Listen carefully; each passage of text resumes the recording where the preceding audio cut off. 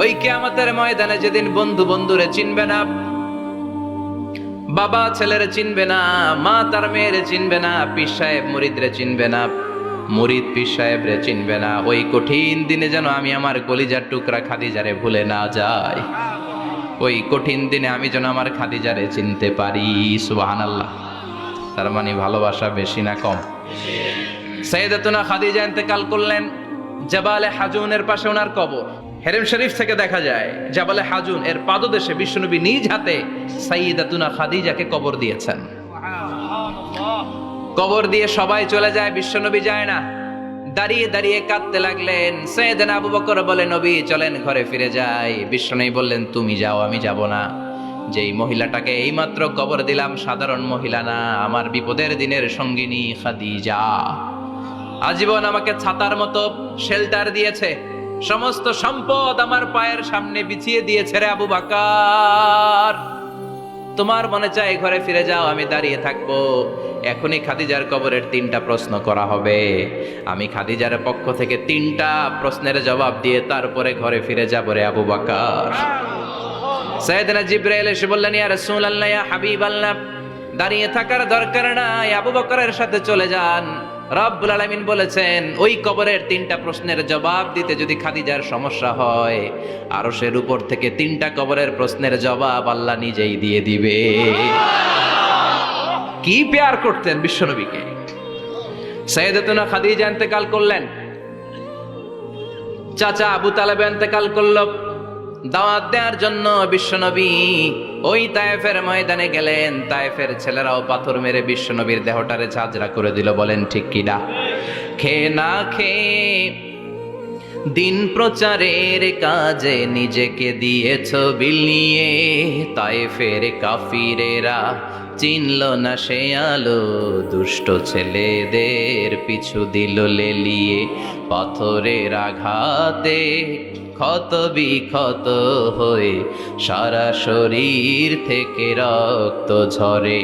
হে রাসূল তোমাকে ভুলি আমি কেমন করে, হে রাসূল তোমাকে ভুলি আমি কেমন করে। ঠিক কি না?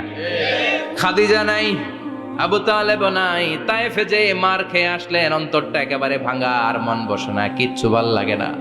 বিশ্বনবীর মনের ভেতরে হাহাকার। বিশ্বনবীর মনে হলো, ডানে বায়ে দুনিয়ায় আমার মনে হয় কেউ নাই। বিশ্বনবী দুনিয়ায় বসে কষ্ট পায়, আরশের উপর থেকে এগুলো দেখে কে? আল্লাহ প্ল্যান করছেন কেমন করে আমার বন্ধুর মনটারে ভালো করা যায়। বিশ্বনবীকে স্পেশাল সারপ্রাইজ দেওয়ার জন্য আল্লাহ প্ল্যান করলেন। জিব্রাইল ডেকে বললেন, ও জিব্রাইল, আমার পেয়ারা নবীকে স্পেশাল সারপ্রাইজ দিব, কিন্তু এই সারপ্রাইজের গিফটটা তোমার হাত দিয়ে আমি দিতে চাই না, তুমি দিয়ে আসলে হবে না। আমার পেয়ারা নবীকে দুনিয়া থেকে টান দিয়ে আমার আরশের উপরে নিয়ে আসো। সাহিবুল মেরাজ, যেই নবীর মেরাজ হয়েছে আর কোন নবীর হয় নাই। এই মেরাজ করতে যে কত কাণ্ড, কত প্ল্যান প্রোগ্রাম আল্লাহর। টাইমের স্পিডকে আল্লাহ থামিয়ে দিলেন। মক্কা থেকে উঠিয়ে বিশ্বনবীকে এক মরুভূমিতে রাখা হলো রাতে। বললেন দোয়া করেন। দোয়া করে বিশ্বনবী বললেন, ভাই জিবরাইল, এটা কোন জায়গা, কোথায় দোয়া করব?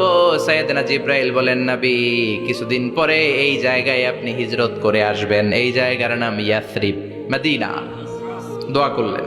আবার সেখান থেকে তুলে এক পাহাড়ে রাখা হলো। নবী দোয়া করেন। দোয়া করে নবী বললেন, এটা কোন পাহাড়? অন্ধকার, আমি তো কিছু চিনি না। সাইয়েদনা জিবরাইল বললেন, নবী এটা সাধারণ পাহাড় নয়, এই পাহাড়ের কথা আল্লাহ কোরআনে বলেছেন, এই পাহাড়ের কসম আল্লাহ কোরআনে খেয়েছেন। এই পাহাড়টা হলো আপনার ভাই মুসার পাহাড়, তুর পাহাড়।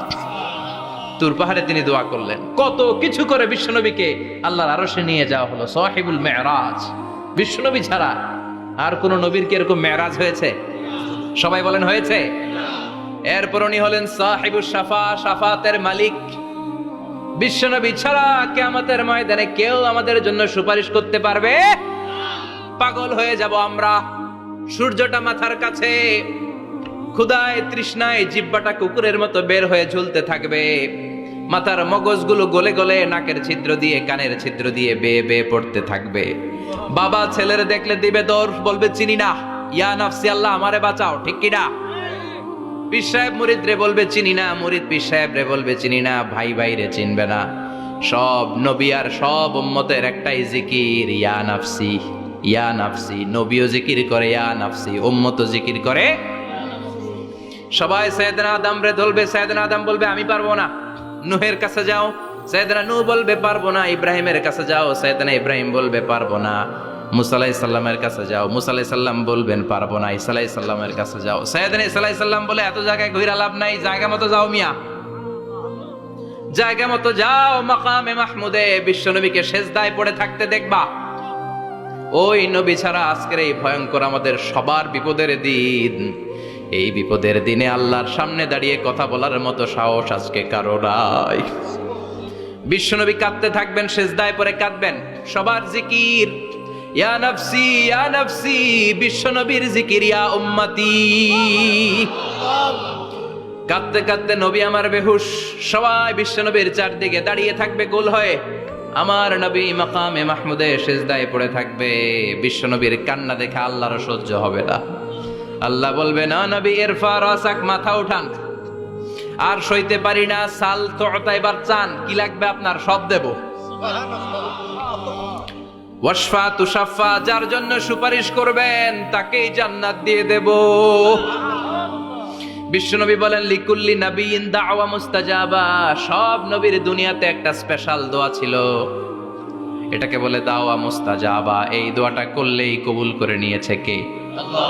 সব নবীর ওই দোয়াটা দুনিয়াতেই করেছেন, শুধুমাত্র কেবলমাত্র বিশ্বনবী তার স্পেশাল দোয়াটা আজ পর্যন্ত এখন পর্যন্ত করে নাই।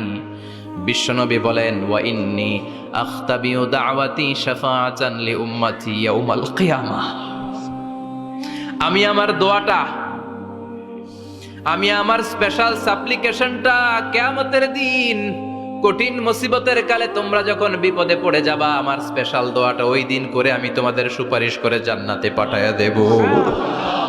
সাহিবুশ শাফা, বিশ্বনবী ছাড়া কথা বলার মতো ক্ষমতা, স্পর্ধা, সাহস সেদিন কারো থাকবে না। চিৎকার করে বলেন ঠিক কিনা?